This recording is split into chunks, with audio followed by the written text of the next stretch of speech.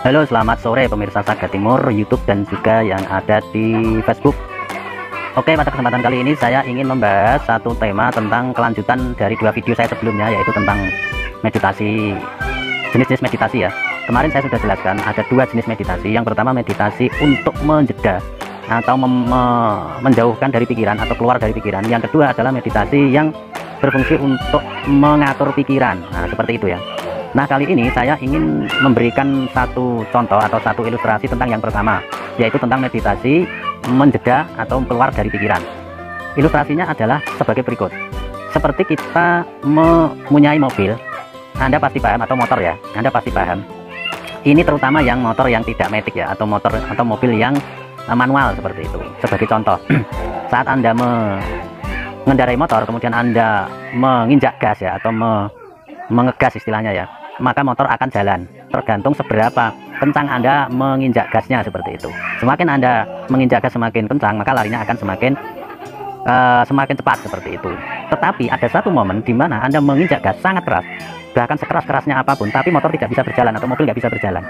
Nah, itu ya, pada saat kapan kondisi semacam itu? Yaitu pada saat Anda tidak memasukkan gigi atau dalam posisi gigi nol ya, seperti itu. Anda bisa jalan ketika masuk gigi 1, gigi 2, gigi 3 seperti itu ya. Tapi kalau Anda tidak memasukkan gigi, meskipun Anda ngegas kencang sekali, maka mobil Anda tidak akan jalan seperti itu. Sama halnya dengan ketika kita menjalankan meditasi. Kenapa kita menjadi stres gitu kan, menjadi bingung, menjadi banyak pikiran dan sebagainya?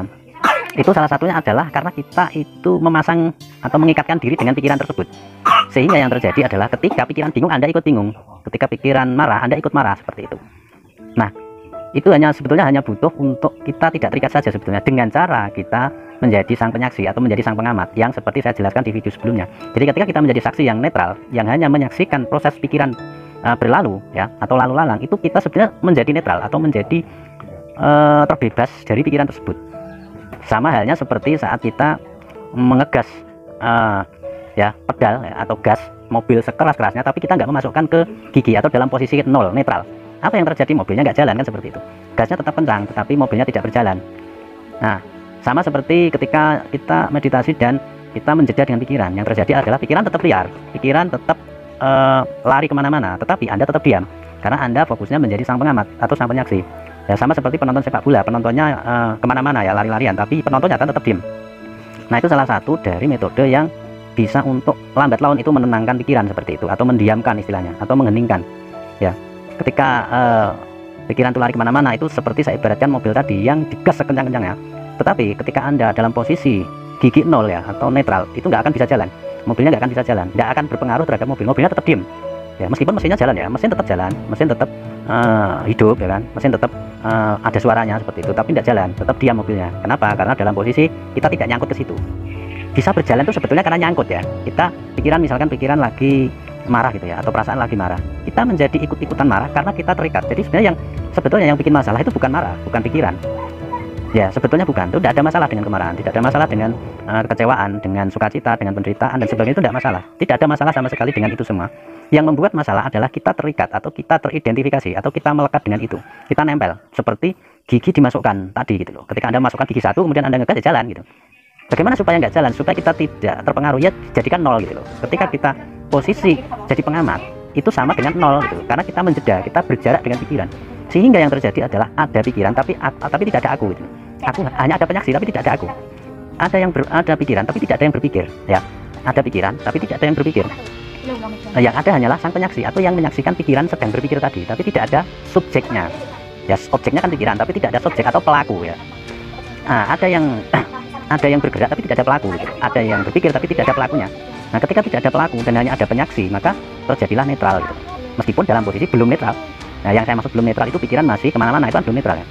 Tetapi tetap dalam kondisi mesin hidup tadi, yang digas kencang tadi, itu tetap bisa netral.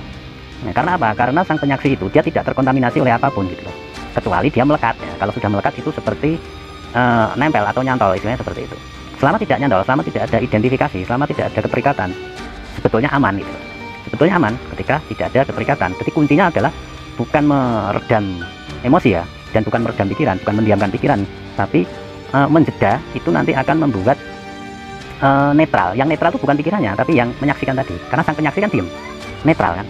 Nah, dengan konsisten berlari seperti itu nanti juga mempengaruhi kondisi pikiran gitu loh. Lambat laun juga ikut-ikutan netral, ikut-ikutan diem. Nah, seperti kita ngaca gitu loh. Dia ngaca, dia meniru apa yang dilakukan oleh sang penyaksi, sehingga dia ikut-ikutan diem gitu loh. Tapi itu berproses ya. Prosesnya ketika kita menjalani terus-menerus 24 jam kita menjadi saksi saat keadaan apapun gitu loh. Saat berpikir, saat memiliki emosi, hanya jadi saksi terus. Saat terutama ya saat bergerak, saat bicara dan sebagainya. Ya memang lupa ingat ya, latihannya lupa ingat seperti itu.